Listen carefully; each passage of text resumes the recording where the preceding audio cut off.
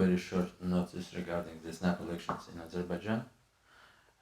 As you know, we are here just a couple of hours later when Azerbaijan already finalized all of this long and totally falsified procedure which is named elections.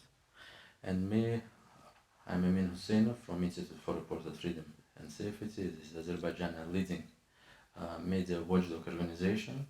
We are based in Baku. We have a regional office in the South Caucasus in Tbilisi, in Georgian capital, and we have an office in Geneva. I'm personally based in Geneva, but our organization still continues to operate in very difficult conditions in Azerbaijan. And our partner, Arif Mammadov, co-chairman of Azerbaijan Movement for Democracy, and Mr. Mammadov is former ambassador of Azerbaijan here in Brussels. He have a long experience, diplomatic experience here and in Strasbourg also. And today, both of us, we just want to explain what's happened yesterday, 2 months before, because this election campaign just started 2 months ago, and these elections also announced by president just in the middle of February. Mr. Ambassador, the floor is yours. Please give your remark, and after we are. Thank you very much. We again apologize for late announcement of our event. I will like just briefly to start from introducing the situation before the election in the country. You know, there is a rule number 1 of the dictator's handbook: allow no one else to seriously challenge you in the election. And rule number 2: spend enough of your national treasure to lure a popular Western entertainer to distract from rule number 1. As Emin said, that in mid of February there was a big surprise for the country when everyone was waiting for the elections to be held in October 17th, but completely unexpectedly we woke up and we heard on television that President announced that the elections will be held on 11th of April, so 6 months before the scheduled election. Normally, according to the constitution, this is possible. There was amendment to the constitution, but normally there should be justification for this. There should be serious explanation, and until today, nobody gave a clear explanation why the elections were just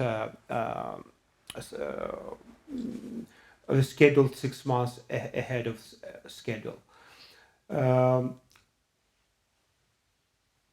So even for registration of the candidates, there wasn't enough time, you know, to hold normal campaign. And naturally, the main opposition parties, Musavat, AKP, Popular Front, and Milli Shura and the Real Party have taken decision to boycott elections.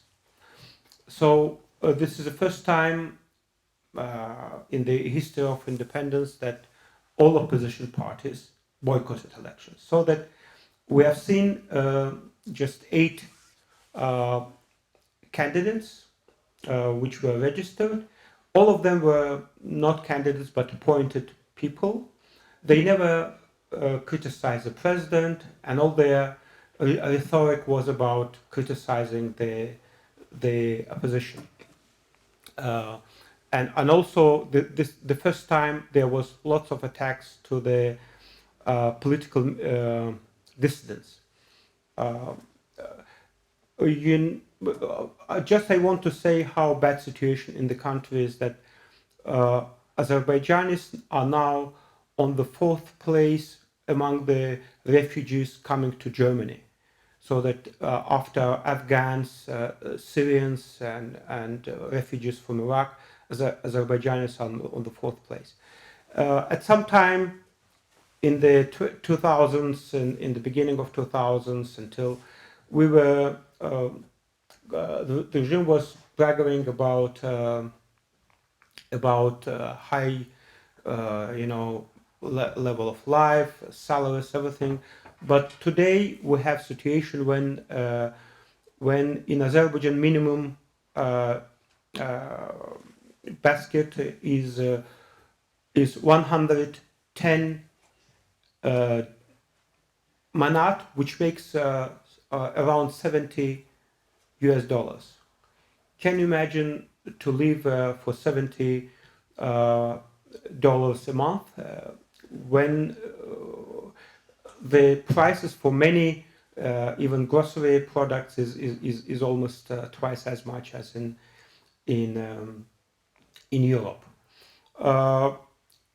Also would say that oil prices, serious drop of oil prices made social tension even higher. The number of suicides have increased dramatically. There were days when up to 5 people were committing suicide, including the most terrible one, like burning themselves. Probably we have never seen such a ratio in the past. So all election and all this, I would say that show was made just to give legitimacy to this regime. As I said, not only opposition, boycotted. Opposition in Azerbaijan is just is completely living within, very terrible conditions. For example, main opposition party, Popular Front, AKP party, all deputies of the chairman of the party, of Ali Kerimli, are arrested. There are 3 deputies. All are being arrested under fabricated accusations. Meetings are restricted. No free media is functioning in the country. All independent media sources have been shut down. And last year they shut down also access to the electronic version of the media, so that because it was impossible to have print media, journalism, many opposition sites turned to electronic version, but even access to for them is limited, so that now only mostly people who left the country can see easily opposition newspaper. We don't say even about TV channels. They are completely blocked. There is no free TV stations, although there are 11 government channels. The only one TV channel which is aired from France, from Strasbourg, is Touran TV. It is aired through satellite and only can be received by those who have satellite television, and this is so that you can see how difficult it is for any opposition to function in the country. Before elections, government allowed to hold some rallies.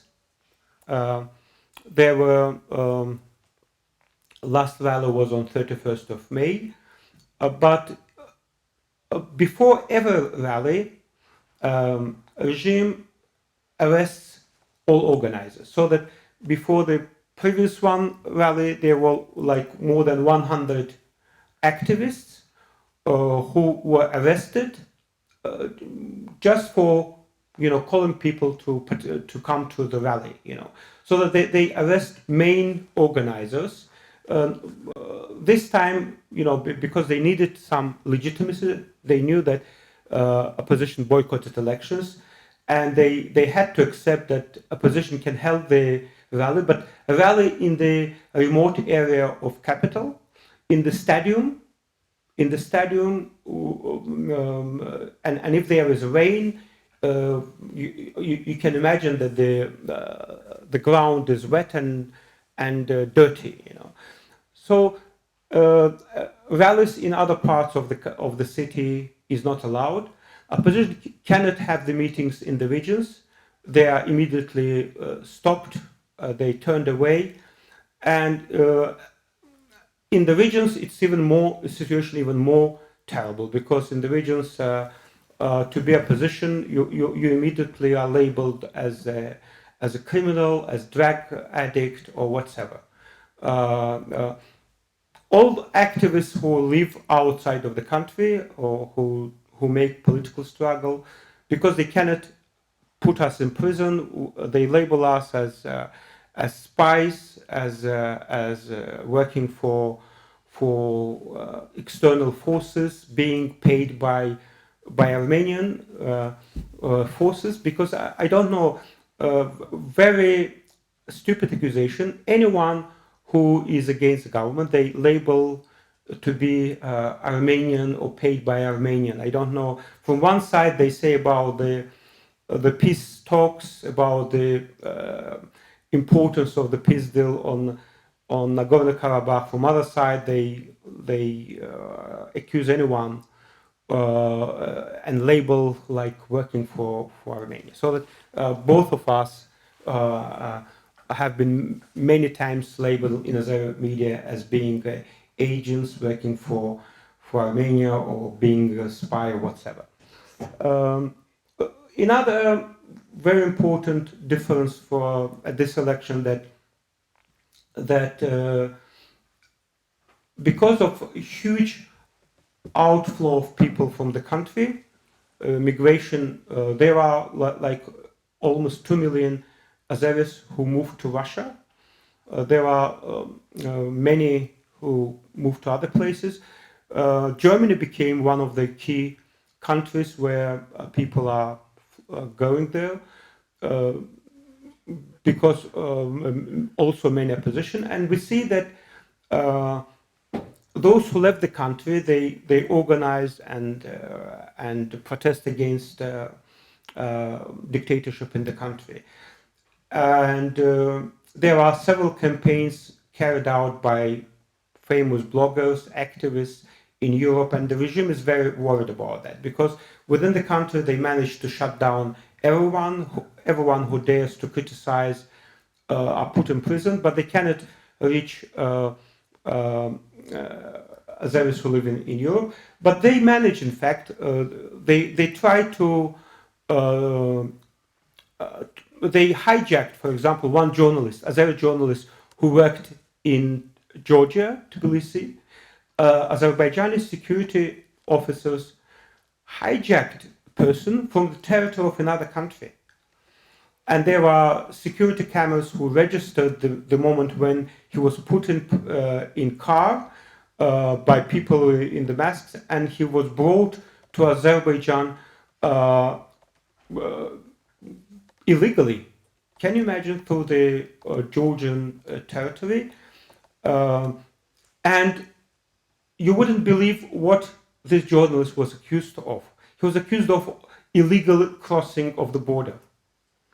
So he's brought illegally from, he has been stolen, kidnapped from the territory of one country, brought to Azerbaijan, and he is accused of illegally crossing the border. There's another case, Azeri journalist, he's also a Dutch journalist who lives now in Netherlands. He has Netherlands nationality, he has got nationality. He went to Kiev, and on the request of Azerbaijani authorities, he was arrested in Ukraine, Fikret Huseynov, and they wanted to extradite him. But thanks to the intervention of the Dutch government, because he's citizen of Netherlands now, he wasn't extradited. But there was also attempt to kidnap him. They they broke the door, entered his apartment. He managed to jump from the window. No, in fact, they started beating him, but he managed to escape. So that almost for all of us who live even in Western Europe, it's risky to go even to countries like Turkey, Russia, or even countries which are on the way of democracy, like Ukraine or Georgia. On the elections, I think that Emin Hüseyinov followed directly the polling stations, but I would like to say that there is like Central Election Committee gave the number of voters above 18 years old who can vote of 5.1 million, while Statistic Committee of the country, State Statistic Committee, gives a number of voters over 18 years, 7.1 million. So that there is 2 million discrepancy. Can you imagine 2 million discrepancy? That gives wide way of manipulation. So these 2 million are unregistered people, and they can do, during the elections, even 100 people sometimes count, thousands count, but there are 2 million discrepancy, and nobody until now, despite several requests from the international community, from NGOs, to give where are these 2 million people missing. Nobody gave adequate answer about these 2 million missing people. I wouldn't say, as I said, Emin will tell you, but I know Emin observed in some polling stations, because there were volunteers who were in some polling stations. There was one of the requests to put cameras, and several volunteers, observers, followed these voting stations. In some voting stations, they registered number of people coming like 200 or 130, as Emin told me, but finally they gave the figures like 1,000, like 10 times, not like 20 more, 50 more, 100 more, but 10 times more. So elections, we know the results now. Results were announced yesterday. It was 86.1% voted for incumbent President İlham Aliyev for the first time. And before elections, he changed the constitution, giving the power for the president to stay in power for 7 years instead of 5. And previous constitution was that president can be in power not more than 2 times. So now he will serve first time, and the first time term is for 7 years. But all this happens under the very serious social economic situation in the country. As I said, that the government cannot pay the pensions in time, and the situation in the regions is deplorable. So the only thing that keeps a country calm still is a regime of fear and intimidation, which is dominating the country. I would stop here and will ask Emin to tell about what was happening during the election day. Yesterday he didn't sleep all, and he was following during the day and making analysis afterwards. And Emin will give you, and then we will be ready to answer your questions. Thank you. Thank you, Mr. Ambassador. I want first of all say I completely agree with Mr. Mammadov.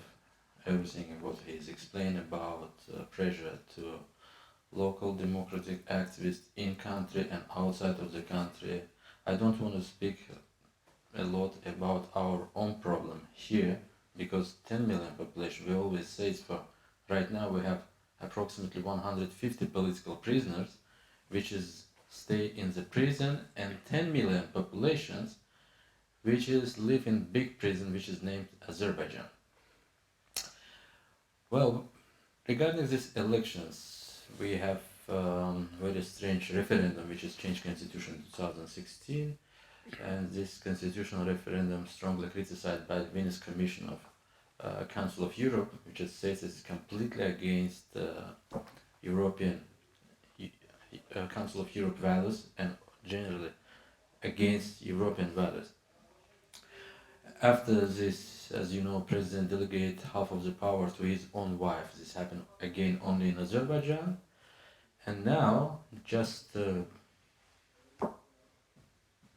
months ago, when we all country wake it up, we know from newspapers, for it's already announced snap elections, early elections. And they decide to put this just 3 days later, when Venezuelan leader Maduro tried to use these steps, because in Venezuela's government also planning before organize elections, presidential elections in November 2018, and they moved to end of the April and 22nd elections in Venezuela, and at least understand for this better time to put the snap elections when its economic situation is quite difficult, and here maybe no one knows how the situation developed for the October, and they decided to put election between elections in Russia and Venezuela. In the Russia, elections happened just at 18th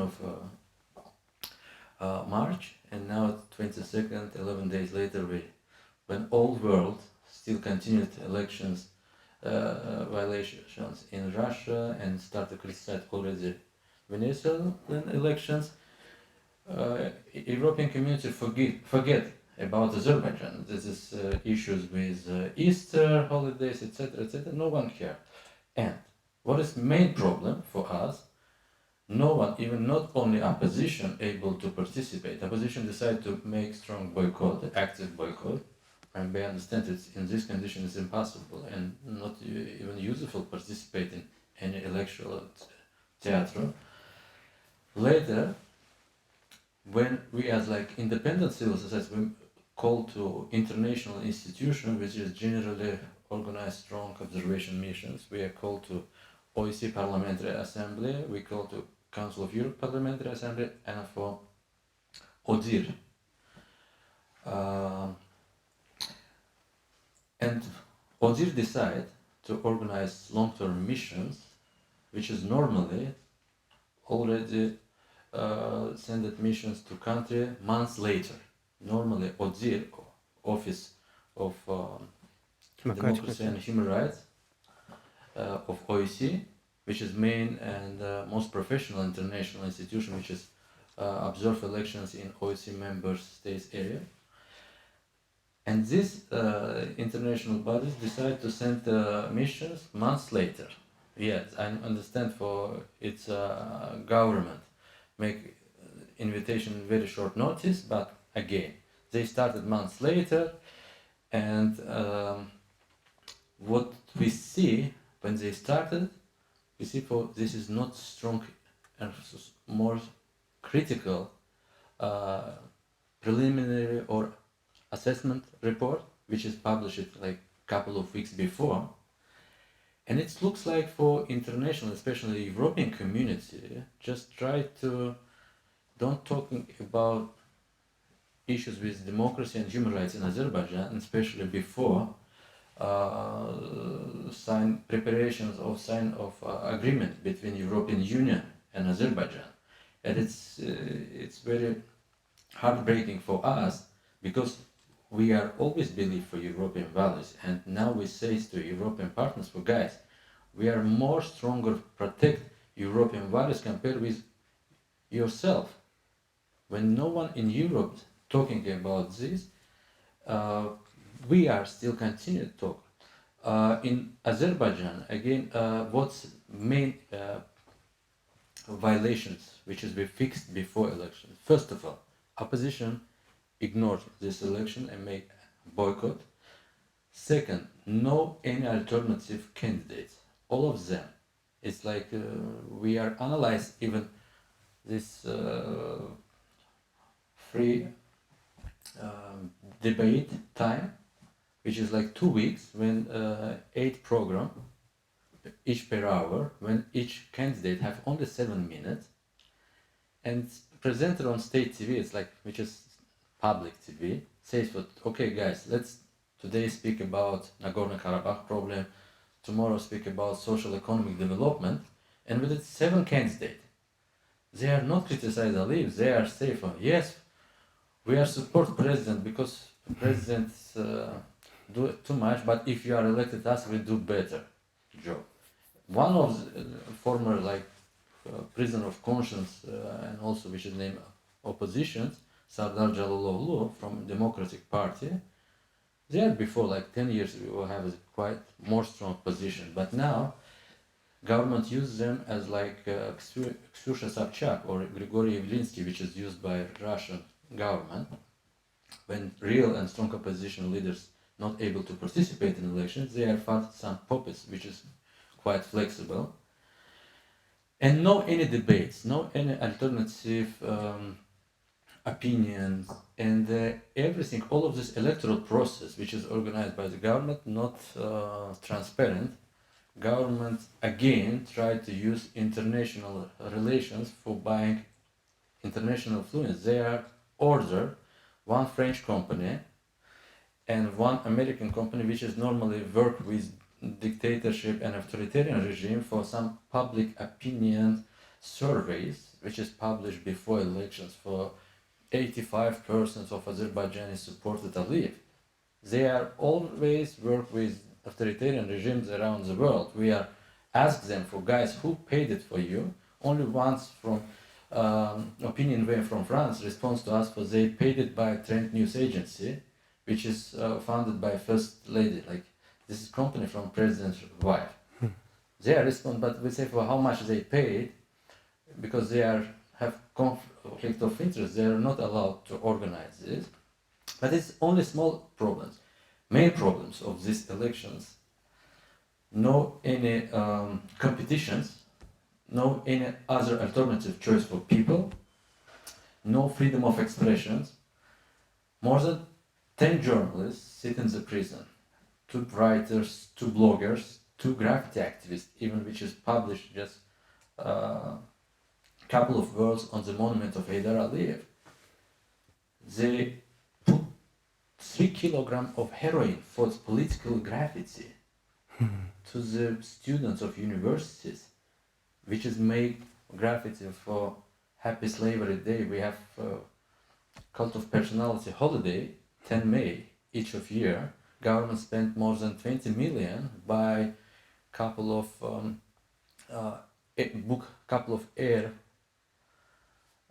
lines for just bring the flowers, millions of flowers from Netherlands, and organize this is propaganda holiday when it's like in North Korea when it's carpets from president's wife, images, his father, mother, etc. It's like completely cult of personality. Last year, these guys published this graffiti on the monument, and they are arrested for 10 years. You can imagine. Government still use defamation. Government used against political activists lots of fake criminal charges, arrested people with hooliganism, with hooliganism. Doesn't matter. It's big menu for fake charges. And with this 150 political prisoners, government released 1 journalist before elections. We called for you must release all political prisoners, and they released only 1 just for make positive smells before elections, and especially for OEC observation missions. And couple of them make statement for yes, it's a good step to democracy when you release these journalists just a couple of days before election. But it's like revolving door. They are released 1 journalist, and after arrested another one. As Arif Mamadov say, we don't have any print media, we don't have any TV or radio station. Public television, which is part of European Broadcast Union, work completely as like propaganda machine, which has worked like 35, 40 years ago as like Brezhnev time. It's more than worse even propaganda machine compared with Soviet period. What we have is like Oriental propaganda, where they say for race, they know everything well, and that's it. About election day. About elections day, it's main problem for elections. People didn't attend to these elections. That is even this 5 million. And elections, just for very better understand, completely falsified. Like government always make copy paste with Russia's scenarios. Which methodology used by Russian Central Commission, which is like electoral number, voters numbers. When we have 7 million, they put 5 million. In Russia, they didn't put like more than 10 million people to the list. And when people decide to didn't attend, they just bring high numbers of voters, which is somehow participate. But how we fix total falsification? It's just very simple way. We use his own weapons against them. We have 5,000 voting stations in Azerbaijan, and 20% of this voting station have CCTV cameras. And with volunteers, we are sit in the front of the computer since from 8 a.m. until 7 p.m. And we make like video screenshots from each polling stations, just like 11 hours. And we are recorded how many people come to front of the voting box and how many people put the envelope. And I just give you, I'm responsible, I'm initiated this campaign like 2 months ago, and myself, I'm looked to the TV one day in the live regime and broadcasted in YouTube. I have all of this evidence, just like simple example. And one polling station in Nakhchivan, which is no one, even approximately 185 persons attended to elections, they have put 1065. You can imagine. In capital, there are a little bit more people attend to elections because it's big administrative resources, state workers like teachers, military, police, etc. They're a bit more higher participation. It's maybe 25%, but again, not 75 as 76 as like government announced. And we have proofs with dozens, more than hundreds polling stations, which shows for government lied to his own people and to international community. People decide to ignore these elections by government again says for. We have higher numbers of population which is decided to support Ilham Aliyev. Even again, we don't have a minimum limit for presidential election. We have only limit for referendum. If like from 5 million voters, only 10% comes to election and half of 51% vote for Aliyev, it's not problem for him. Just say for yes, I win elections in the first round. But they always love to show statistic for yes, 85% of population supported me, which is completely Nonsense. Yeah. nonsense for us. It's not nonsense for us, but it's nonsense that you sit in the front of the computer and you have the video proves how many people even. It's one more important thing for people, which is we say like 10% or 25% comes to elections. Is it including participants of the carousels? Because government have small groups. It's carousels when like 10%. We have 125 voting districts in Azerbaijan. Each district have approximately 30 polling stations. And when 10 persons like teachers or state workers, they have small groups in one car, 5 persons, with special like papers which is allowed to him to vote in the different stations. They are going, for example, 10% vote in the 30 polling stations in the whole day, and this 300 voters. Yeah. Yeah, that is at least. And also, and that's for, we talking for, okay, guys, we can't manage to give the proof who is participant of the carousel, because observation missions organized very unprofessional. Even OEC quite professional, ODIR missions quite professional, but what we see in his preliminary report, this is completely against even his own OEC values. They are written some kind of technical stuff. Yes, technically elections organized well, but they are not going deep to the problem. Who is this participant? Why opposition decide to boycotting elections? Why Aliyev used state whole TVs from propaganda, from misinformation? Like they are created for last 2 years thousands of trolls, exactly as like in Russia when they try to fight with activists in the Facebook.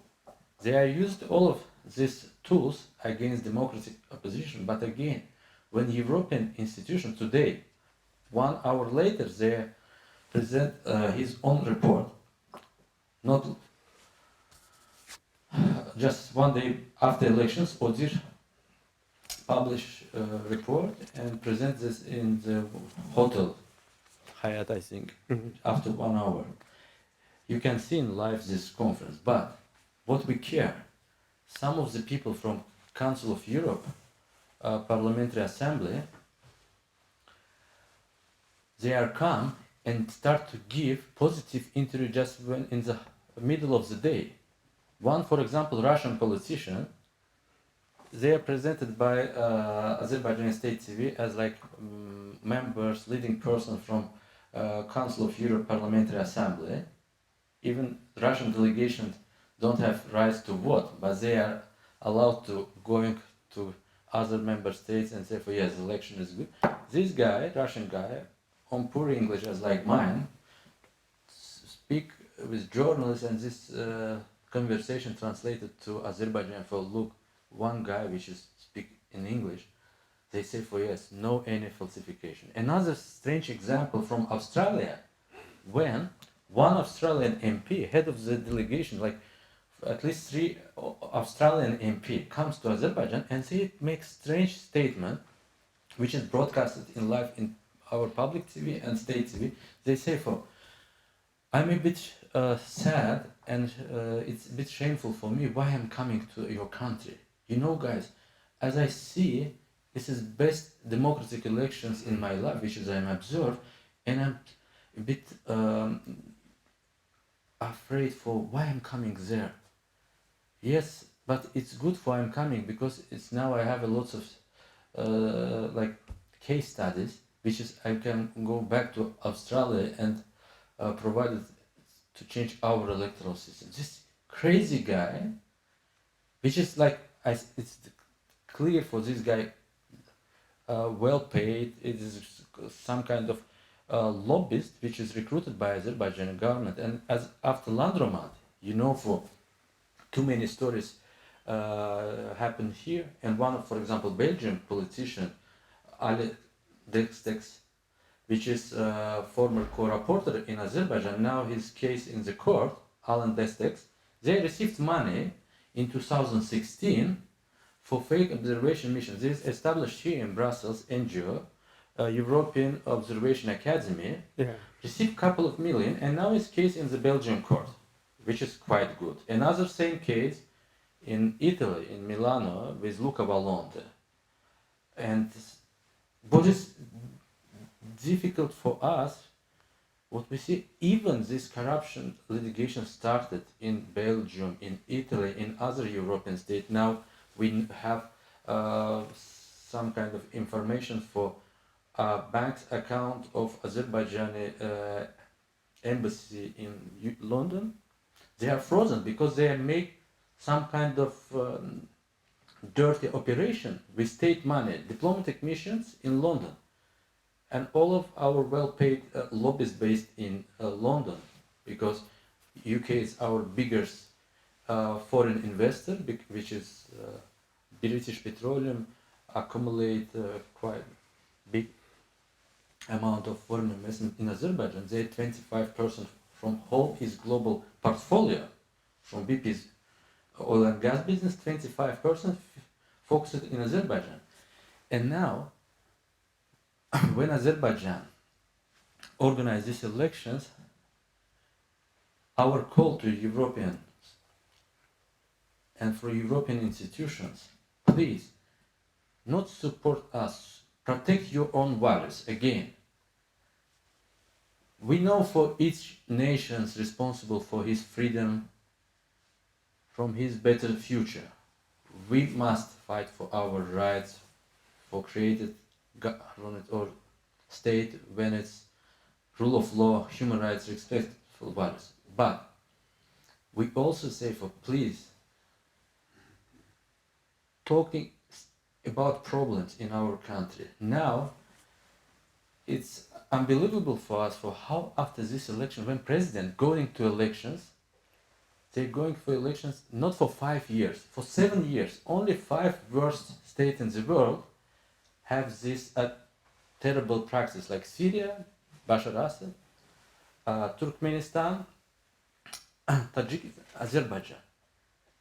You see, 7 years. It's just changed the constitution in 2016. In 2009, it changed constitution and cut limits for presidential terms. If before we have only 2 presidential terms, we don't have any limits for presidential terms. He delegated half of the power to his wife.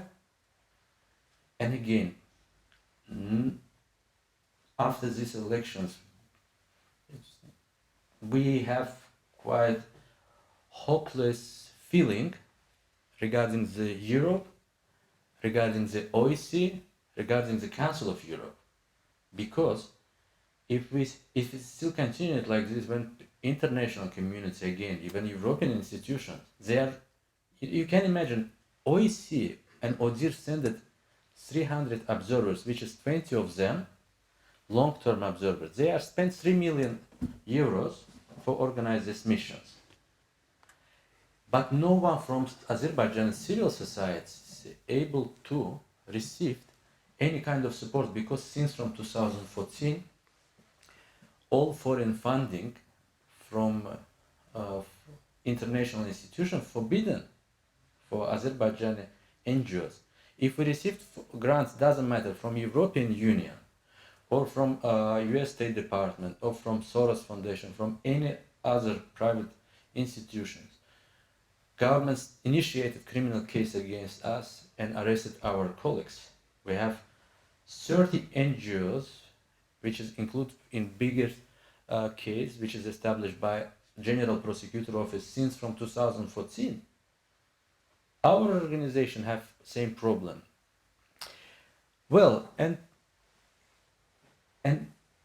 if it still continues like this, when European institutions don't support civil society, they are not supported like on the political level, democratic opposition, my question is how we can manage to operate, continue to fight for her, because day by day we lose our power, we lose our capacity, we can't operate. Sometimes when our colleagues are arrested in the prison, we can't find the support for provide financial assistance for his lawyers, because if your colleagues are arrested, they must be protected, but when you don't have money even for paid for lawyers, they are quite strange situation.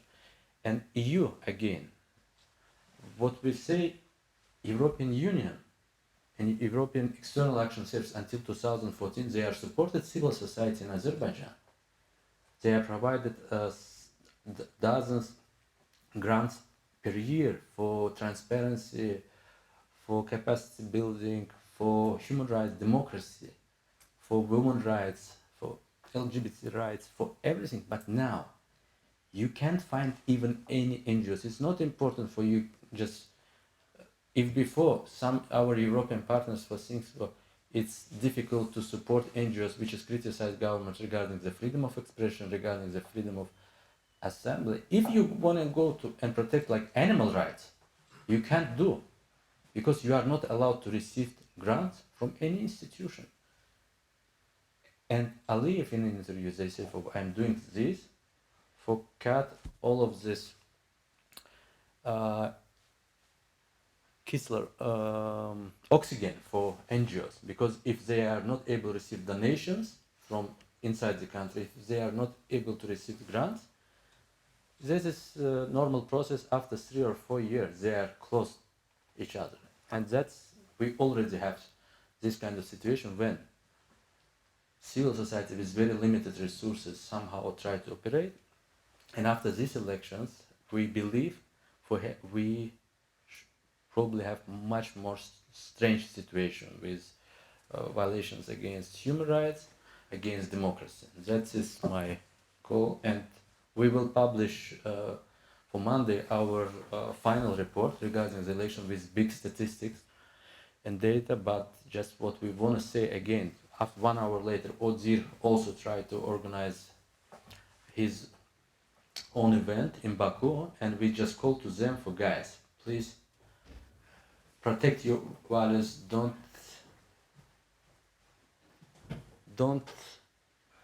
decide for just make silence, because if you don't show your strong position, because what is difficult for me, OEC, you see how Odir makes strong statement after election in Russia, but we have exactly the same situation in Azerbaijan. But if you calculate level of criticism with Russia and Azerbaijan, you see it's uncomparable. Thanks, and I'm again apologize for a bit longer intervention, but we have a lot of things to say here, but we can't manage to talking more. If you have questions, please. Yeah. If I may start, I have a brief question. Willem Aldershoff, I'm an analyst in international affairs based here in Brussels. On the observer missions, if I understand it correctly, there was one from the OSCE. Was there one from the EU and the US? Yeah. That is one question. And the second one, because I'm sorry, I have to leave afterward. You said that the official turnout, as presented by the government, was 76%, but according to your real calculation, It's less, 3 times less. Sorry? Less than 20%. 20, So your 25%. Observation, evaluation is... It's no more than 25%. It's maximum, but it's between 20-25%. And about condition of missions, 60% comes from OSCE Parliamentary Assembly, which comes with a short-term mission. Just 3 days before elections, they are come to Azerbaijan, and they come to Azerbaijan with his staff. Is a Swiss MP, she is chairman of this group. Another 30 persons. This is also short-term observers from Parliamentary Assembly of Council of Europe, and approximately 300 persons. This is like professionals mission from Odir. From what is Odir. that is the It's a bureau of Odir. OEC, the Bureau for Democracy and Human Rights. Office for Democracy and Human Rights. But no people directly from the EU? Or No, European Parliament decided to not observe elections in Azerbaijan and Russia. That is clear. And now we can calculate... As a point of principle, as criticism, or what? Because they are understand for Azerbaijani government and Russians successfully sometimes try to buy influence with some methods, with gifts, with bribes, and they know for this is very problematical stuff. They decide for didn't send anyone. But what we see, some French politicians and also European from Western Europe, they are attended to elections, and now we are calculate state broadcasting TV content from yesterday and today, because it's 10 channels. which is ask interview from different Europeans, and which is say for, oh, you know, this is best elections. One French senator from France Senate, they say for, yes, it's amazing elections. That's what they say. And we just try to ask them directly for, guys, how you say this? Or this Australian MP. And one just example from observation missions. One quite well-known politician from Austria, Stefan Schenach. I know him very well. This quite helpful co-reporter for Azerbaijan political prisoners. Their alternative report from Parliamentary Assembly of Council of Europe. And even this guy, yesterday he made a tweet an interview for his socialist, and I said for him, guys, you can imagine, I'm very happy for we have one woman from 7 men and one woman which is represented social intern or and socialist, head of the Socialist Party. But this guy, Araz Alizadeh, this is man 65 years old politicians, which is even kids know for this is not man, this is not woman. And this guy, it looks level for people don't care about even politicians which is prepared report about Azerbaijan. He give interview and says, for I'm very happy for you have even one woman which is represents Socialist Party, and this is Socialist Party, just for better understand. This is fake socialist. We don't have even like socialist left or right oriented politicians. This fake socialist in his interview, in the public debate, he's attacked LGBT, he's attacked political oppositions, he's attacked independent media. They say if I'm calm, it's good for we don't have, for example. If I leave, not approved all of these terrible European values here. And after say for, you know, in the debate, they say for our party a member of Sotsintern, and now we are prepared a request for Sotsintern for guys. Could you say us how the person like him participates? And government prepared also several fake opposition, which is used similar name of political opposition parties.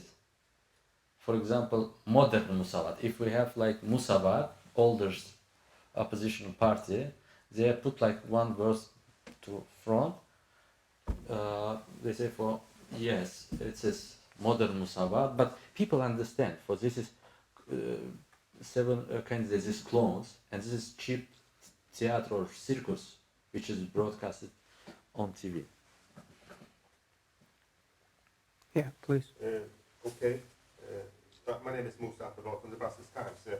Referring to your questions I made about these observation missions, as you said, there was a very big mission from this office, or there, 300 persons. I understand what you said.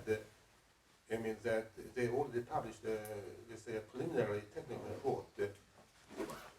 I'm afraid that their final reports can take some time. I don't know, but what do you know about that report? I mean, do you expect that they will, when it will be published, and do you expect that they will confirm, I mean, your own, let's say, findings from the elections about, I mean, the turnout and everything else? That's one question. Another question is to both of you.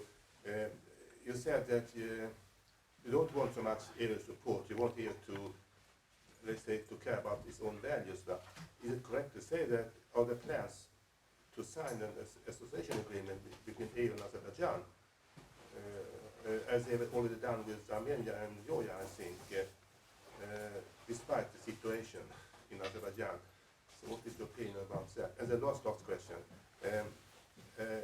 is there any difference in the opinion of the opposition, political opposition in Azerbaijan and the government when it comes to a solution of the conflict in Nagorno-Karabakh?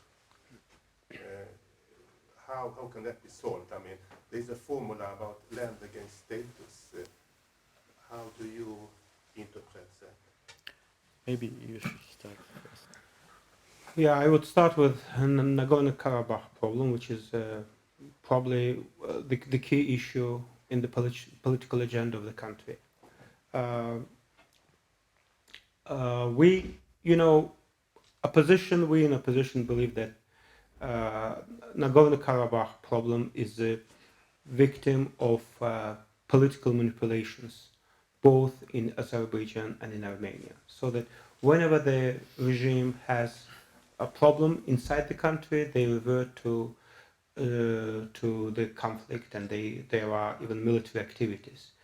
This happened in 2016 when there was a very serious socio-economic problem. The Azerbaijani manat fell twice in its value. Oil prices went down, and there was a real threat of social tension within the country. This 4 days war started.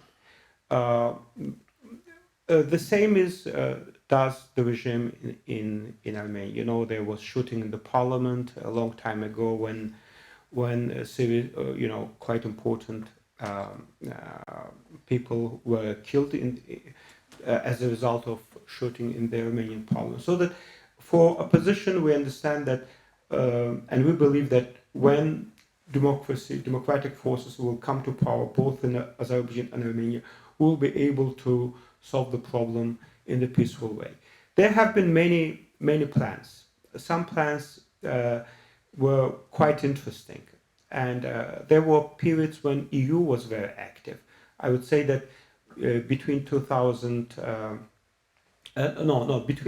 97 2000, there was real activity from the European Union side. There were projects which would facilitate opening of economic relations between Armenia and Azerbaijan. There was one project of rehabilitation of the railroad from Azerbaijan, Gümrük-Julfa railroad, which existed during the Soviet times. The state of the roads were quite well, and EU was proposing that this railroad could be opened. It could be connected from Nakhchivan, from Iran, Nakhchivan, Azerbaijan, so bringing all the region closer to the EU through Turkey. That time it didn't work, and we believe that there are chances to really bring the peace to the region, and if we can attract international community, because as I said, there was period when attention was to focus on Nagorno-Karabakh, activity from co-chairs. There was Key West talks, probably was the peak of interest to the region. But when the international players saw that at the end everything falls, today we have almost very low interest in the resolution of Nagorno-Karabakh problem. But I believe that if Armenia is ready to liberate 7 regions around Nagorno-Karabakh, we can talk about start moving back refugees and start kind of economic activity between two countries. I believe that things can be resolved peacefully. Within territorial integrity of Azerbaijan, we can provide highest level of autonomy to Armenians living there. So, and I believe that if after the Second World War, Germany and France were the bitter enemies. There were 2 wars and millions of people died on both sides. Until they understood that economic cooperation can be the way of putting the historical or any other territorial issues on the second plan. Now we have Strasbourg being part of France, and you can easily travel. There is no even border between France and Germany, and particularly that side there are trams which is now circulating. I don't know whether it started or not. Tram, you can buy the ticket in France and go to German city of Kiel, which is just on the border of France and Germany, and go for shopping. I was living in Strasbourg for 6 years, and sometimes in the morning I was going to buy my croissant or like bread for morning breakfast in Germany. It was a little bit cheaper, all the stuff. So I believe that through economic cooperation, if we provide normal living standards for all population. Now, Armenian minority living in Karabakh, they can say that why we should agree to be part of Azerbaijan if Azeris in Azerbaijan are suffering from the regime.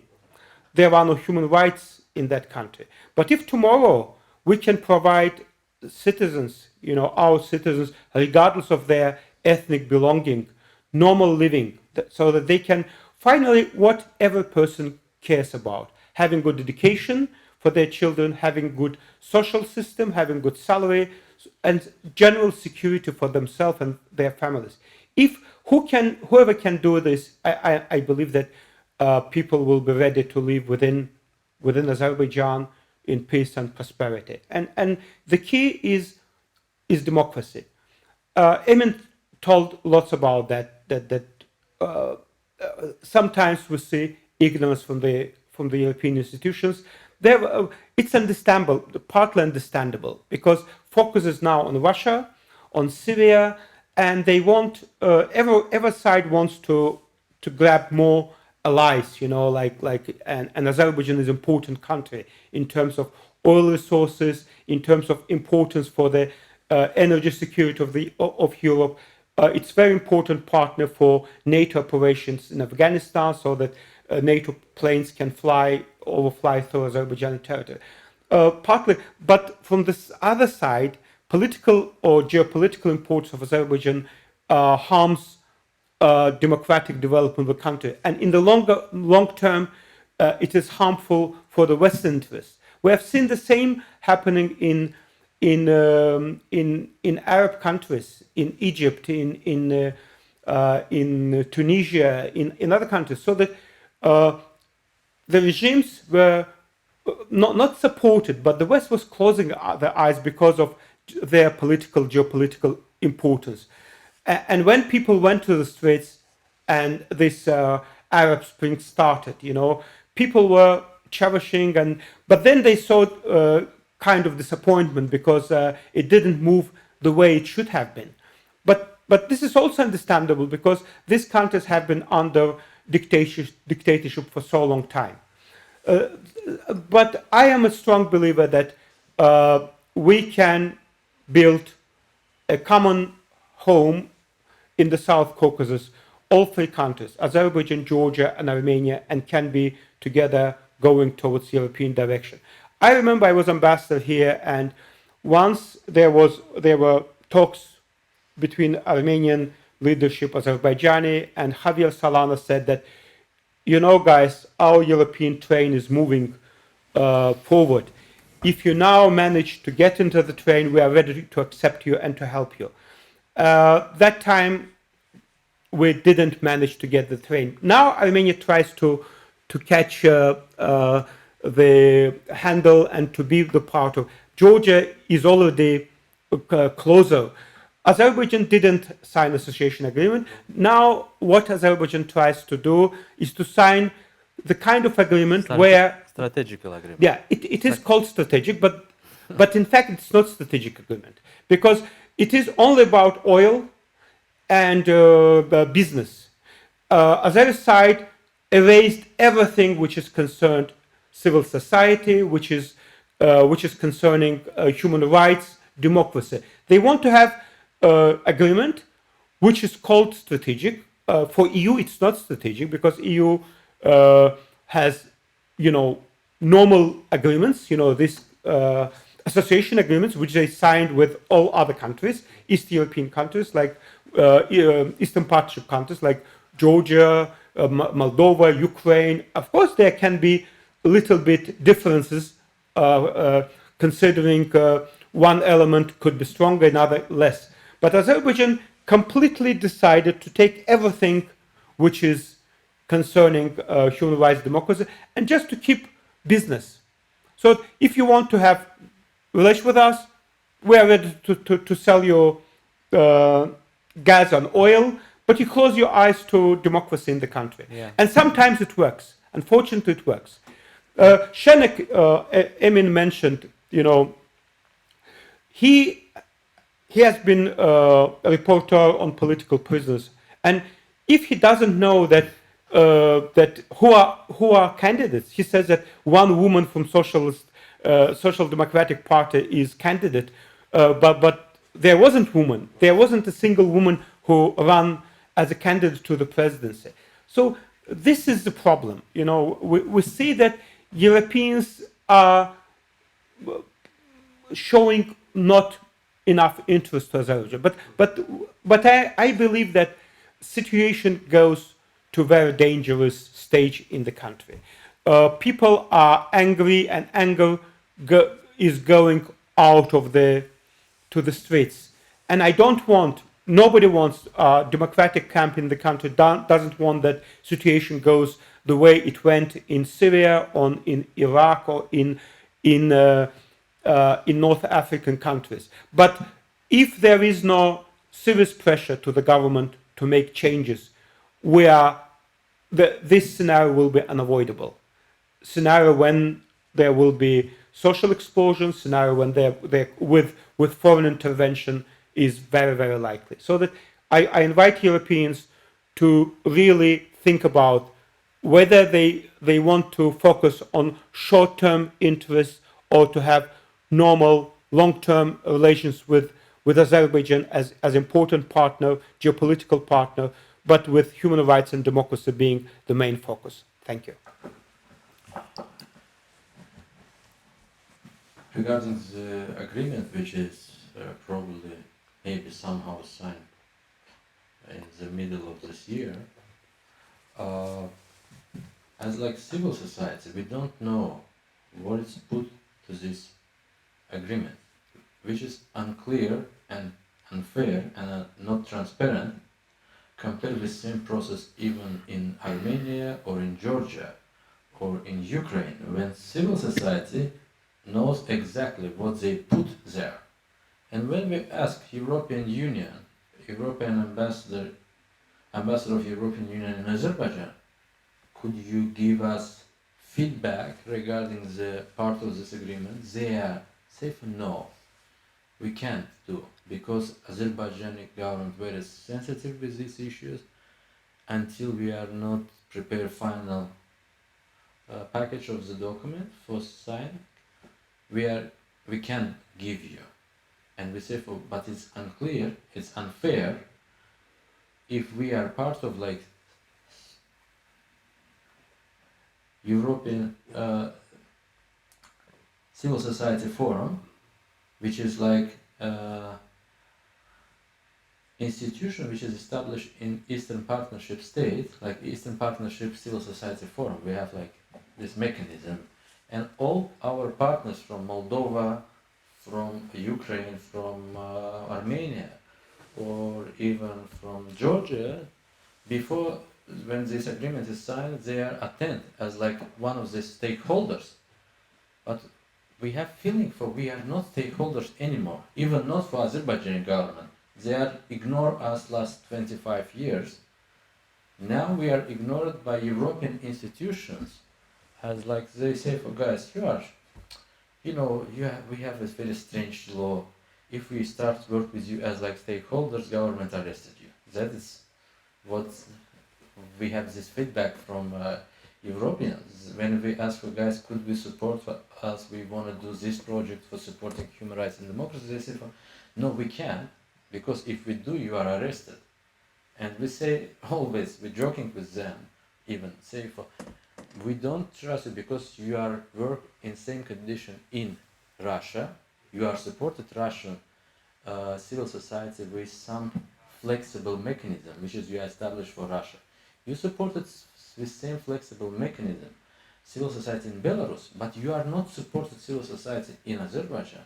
Even European Union supports civil society in Uzbekistan with human rights and democracy mechanism by EU External Action Service, but they can't operate in Azerbaijan since from 2014. They are not supported anymore, civil society and his initiative, and which is looks like when biggest donor, it's EU, it's not only like union of 27 states, this is biggest international donor, not only civil society, also for the state. When government give hundreds of millions loans, like EU provided by European Investment Bank, few billions from source gas pipeline, which is recently we always apply for European Investment Bank, from European Bank for Reconstruction and Development. Guys, before government don't make these reforms with human rights or democracy or transparency, please don't give the loans, because they are using this loan to make stronger corruption mechanism. They took this money and accumulate this money in this foreign investment in Malta, in Lithuania, in Estonia. Recently, all world knows about the scandal with Azerbaijani laundromat, when from 2012 until 2013 via Estonia, Danske Bank, they operate only for small period with $3 billion, which is half of this money used for some kind of dirty operation for buying political influence in Europe, etc.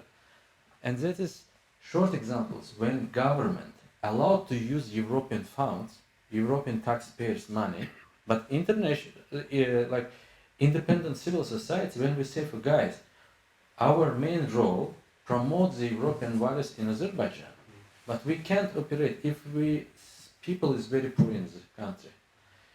Even we are not able to receive any cents from person, because if you ask like business, small business or big business, they are close the business immediately.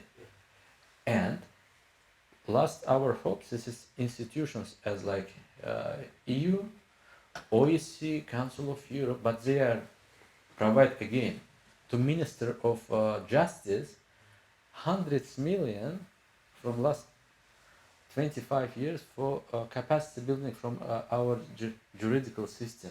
They provide expensive trainings for Azerbaijani judgment corp. These judges going and travel around the world in the luxury hotels, but court system doesn't change. They are still complete continued arrest political prisoners. There are no any rule of law, no any reforms with judgment, nothing. Azerbaijan leaves the extra EITI, Extractive Industries Transparency Initiative, which is responsible for all of these transparency issues, because they don't want to implement the standards with transparency. When we ask for how you use this oil money, we have received $150 billion for last 15 years, and now we have in the state budget only 20 billion. What's happened with 130? No one knows, but we have feelings, and international organization says for approximately $48 billion accumulated in offshore zones. And who operated with this amount? It's not me or oppositional leaders. This government. And again, our call to European institutions, especially after elections, you should organize much more stronger watchdog missions. EU ambassador in Baku much be stronger, but they give interview to media. EU ambassador in Azerbaijan about a very optimistic way for yes, we're looking forward for cooperation with Azerbaijani government. We think for after election maybe they make some reforms. Which kind of reforms? When president going for presidential terms, not for 5 years, for 7 years.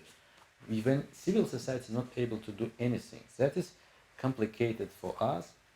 And again, we are here, we try to always use even all last chances for make public awareness, and says for this is wrong policy, not against the civil society. It's a wrong policy against 10 million population in Azerbaijan, because we are contribute our part to European energy security. And if we contribute as a country, we know for this is very small contributions. After 5 years, we are only able to provide 1.5% of all European gas market, which is like 15 or 20 million square meters of gas, which is zero compared with Russia, etc. It's 2% of gas of European market. I think it's price which is paid Azerbaijani people when Europeans close their eyes for deep and serious problem with human rights and democracy in our country. That is my final. Yeah, just to add good news also, you know, within a Russian dirty money investigation, you know, Russian money in UK. I know that UK government started serious investigation to find out, you know, all dirty money, including the Russian oligarchs' money. And Theresa May said about that during the hearings in the UK Parliament. And one deputy asked about Azerbaijani money, which goes the same way, you know.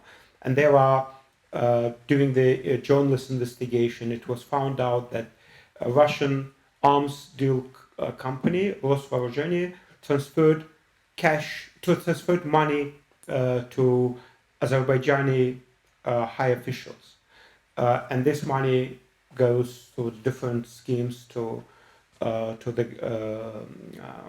the ruling elite.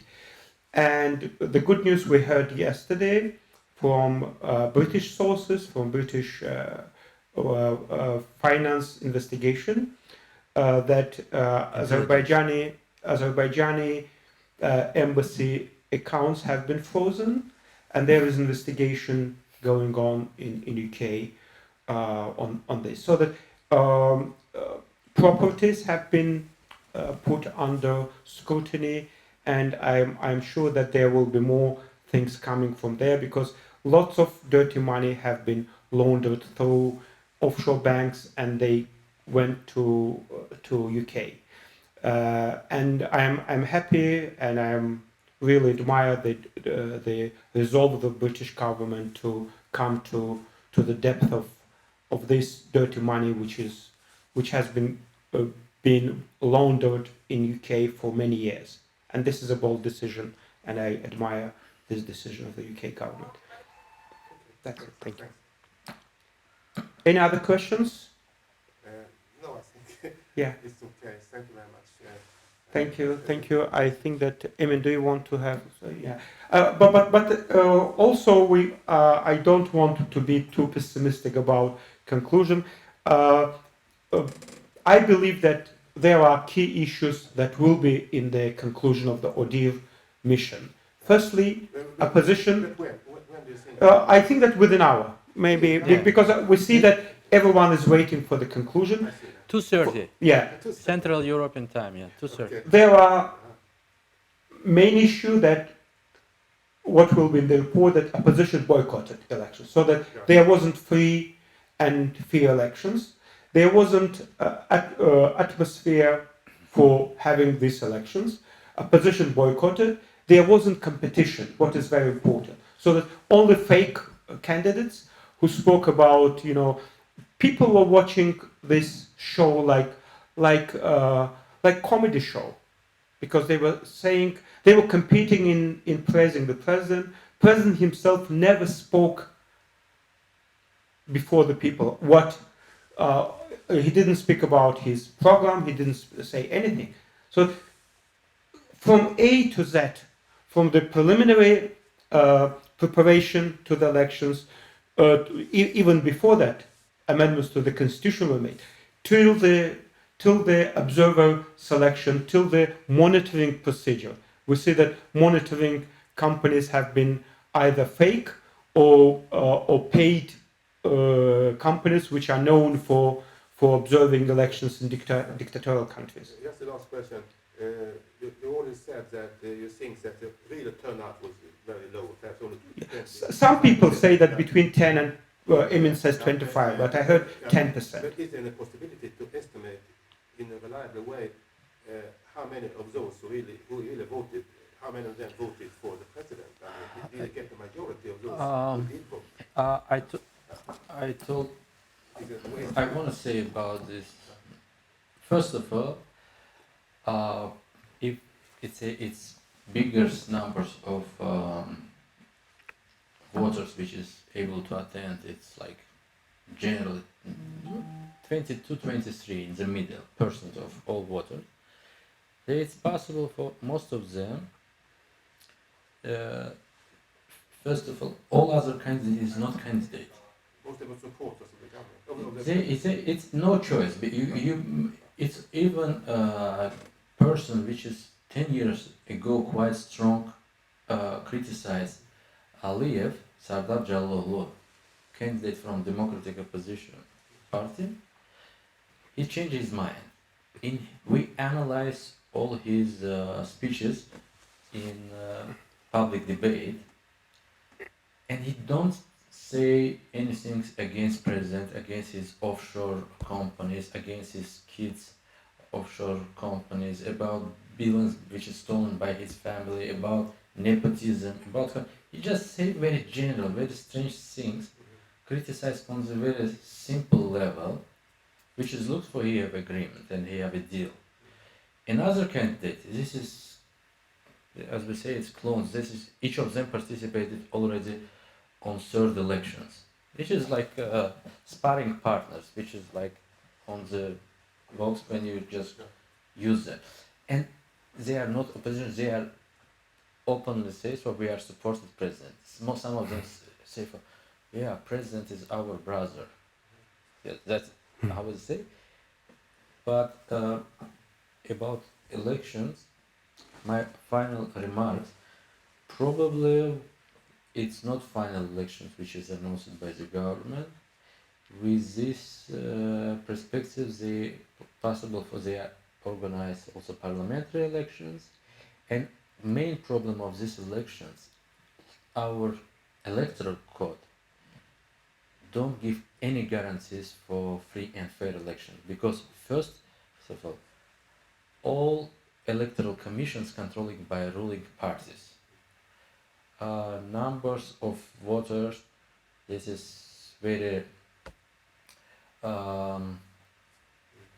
totally falsified. When it's 2 million people not included, you know why the government uses this methodology, don't put the 2 million? Because even for them, it's very difficult to put like 75% activities of voters. If we have the proofs, if before, for example, we use this methodology like pilot project in 2016 referendum 2 years ago. At same situation on referendum, attended only 9 or 10% of populations, but they say for it's approximately 30% voters attend. They need minimum more than 20%. But here, because for referendum he don't care, it's just say for we need minimum quote, but for his legitimacy in the country, they always need higher person, like 80, 75, 85. They don't need like, they are never, it's not unacceptable for him persons like in Venezuela when Maduro win oppositional candidate with 52%. It's unacceptable for, it is applicable for Erdogan or Maduro, but it's not applicable for Ali, because they say for I'm hero, I need 75, and it's very difficult for people. For example, in Nakhchivan, it's enclave of Azerbaijan, when even they are not able to find the people because 75% of population leaves this region and work in Turkey. No one in this region lives there, and they put for, when it's only 150 participants participate in the election in the polling station, they put 1,000. You see, and same pictures. It's a bit maybe more higher in Baku, but again, we have the proofs, and according to the Azerbaijani electoral code, government must be safe for next 5 years all previous CCTV camera records. It means for if European Union as a, could you give us this observation records, like, because voting process continued 11 hours from 8 a.m. until 7. We just want to see how many people come there. It's not important just watch 1,000 videos. It's enough just to look 500 and understand clear situation how many persons attended. But we have the proofs for their lie. Okay, just a final comment. It seems to me that, assuming that this report by Odir, yeah. If it be very, very negative, I mean, very critical, if it is state clearly that the elections were not fair and free, maybe it will also influence the European Commission in the negotiations with Azerbaijan about this agreement, because I think it will be difficult for EU, let's say, to ignore what has happened now in the elections and continue as nothing has happened. Yeah, we will see. We will see, but again, as a preliminary report says, in the what we assessment mission report before Odir decided to send mission to Azerbaijan, they put very strange part about civil society. They have not written for civil society completely destroyed. They say for yes, some problems, people arrested for politically motivated charges, and they on the same time say for we are meet with civil society representatives, and some of them say for they are able to realize few projects which is related with pre-elections activities as like exit polls projects, primaries or something like this, opinion surveys.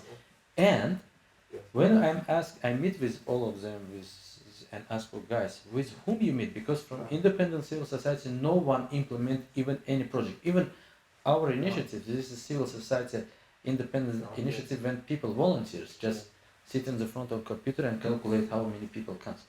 We make also media monitoring projects. If before, in 2000, since 2008 until 2014, we covered 6-7 elections, and we analyzed all state TV, radio environment, state print media and online media. But now we only able to do with our own resources only 2 channels, like state and public, which is even enough to understand which kind of level of propaganda is there. And doesn't matter what is put, if Odir puts some kind of unclear part of this for yes, some problems happen, but technical election is happen without problem. It's very strange because I think there were elections in Hungary last Sunday. I think Odir also want to be critical. I think he wrote that the elections were free but not fair. Yeah, but they say about this case, I mean, they have all the reason to state clearly that the elections were not free at all, and so on. So after we see what we're going to write, but I also think that as a journalist, I think I have to ask the European Commission, why don't you let civil society have a look at the draft agreement, as you said, you did other countries, and then we see what they're going to answer on that. Few months before elections, I just met with many European member states. Just say for guys, we have these ideas, but we need a bit technical support. For example, by software, which is able to give us a chance to record these 1,000 polling stations. For example, I'm asked, well, I don't want to say who is which country, but for example, we asking technical assistance for buying 1,000 copies for software, which is each copy, not 500 copies of software, and each copy is like $20. Just, you see, 10,000 for program software for recording, because yes, some kind of trial versions give possibilities for you recorded screens like for 1 hour, but after hour you must pay. If you have expensive Mac computer, they are provided to you with free software to do this.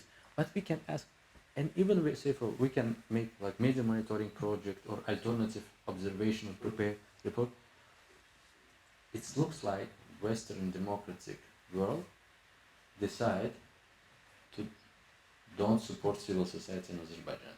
Strange. It's about Yes, it's very strange. Indifference. About indifference. Yeah, if you see other countries, like even Belarus, you see much more support. But still, with all these problems, I believe that we cannot rely on any other player. We can't think that Russia will do this or Turkey or whatever. So EU, European institutions are still, we trust on them. Because we don't lose our hope that they will turn their face towards Azeri people. We understand interests always exist, energy interests and everything. But I don't think that it is in the long interest of Europe to neglect democratic institutions, because the Azerbaijan can be lost completely if there is no, some kind of democracy in the country. Thank you very much. I appreciate all those who participated, had time to come, and thank you very much. Thank you.